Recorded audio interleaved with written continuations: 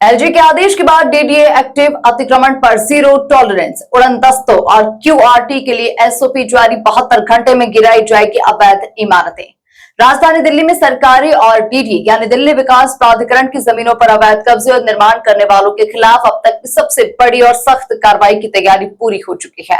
उपराज्यपाल तरनजीत सिंह संधू के zero tolerance के निर्देश के बाद डीडीए ने अपनी प्रवर्तन प्रणाली को मजबूत करते हुए एक विस्तृत स्टैंडर्ड ऑपरेटिंग प्रोसीजर जारी कर दिया है, जहां इस नियम के तहत अब किसी भी अवैध निर्माण या फिर अतिक्रमण की पहचान होने के बाद उसे मात्र 72 घंटे के भीतर ध्वस्त कर दिया जाएगा।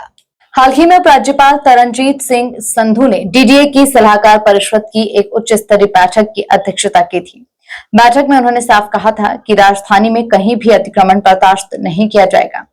एलजी के इसी कड़े रुख को अमली जामा पहनाते हुए डीडीए ने फ्लाइंग स्क्वाड और क्विक रिस्पांस टीम के लिए नई कार्यप्रणाली को तुरंत प्रभाव से लागू कर दिया है।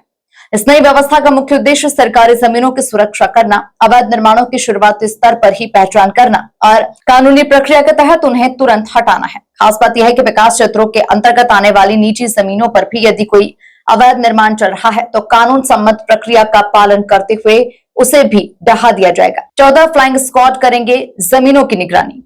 जमीनी स्तर पर पैनी नजर रखने के लिए डीडीए ने अपने विभिन्न जोनों में 14 समर्पित फ्लाइंग स्क्वाड टीमों का गठन किया है। इन टीमों का काम अपने अपने अधिकार क्षेत्र में नियमित रूप से व्यवस्थित फिर निरीक्षण करना होगा। ये टीमें अतिक्रमण या अवैध निर्माण को शुरुआती चरण में ही पकड़ लेगी। मौके पर ही जमीन के मालिकाना हक और उसकी वास्तविक स्थिति का निर्धारण किया जाएगा। पारदर्शिता सुनिश्चित करने के लिए उड़नदस्ते उल्लंघन वाली जगहों की जियो टैग तस्वीरें लेंगे, जिन पर तारीख और समय दर्ज होगा। 4 क्विक रिस्पांस टीमें करेंगी त्वरित कार्रवाई।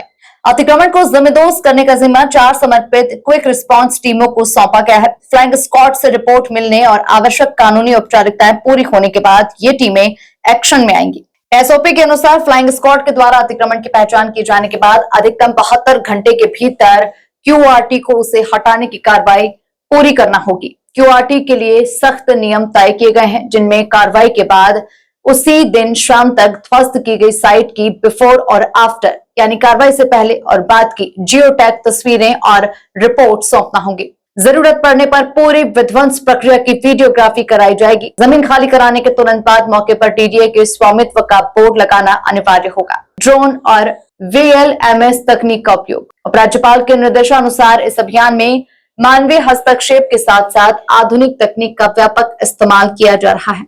निगरानी को अचूक बनाने के लिए ड्रोन आधारित हवाई सर्वेक्षण किए जाएंगे। इसके अलावा पूरे डेटा को वेकेंट लैंड मॉनिटरिंग सिस्टम यानी खाली भूमि निगरानी प्रणाली के साथ एकीकृत किया गया है। इससे खाली भूखंडों का रिकॉर्ड रियल टाइम में अपडेट होता रहेगा, जिससे दोबारा अतिक्रमण की गुंजाइश खत्म हो जाएगी। जवाबदेही तय, विभागों में बढ़ेगा तालमेल। अक्सर देखा जाता है कि विभागों के बीच आपसी तालमेल न होने से अतिक्रमणकारी फायदा उठा लेते हैं।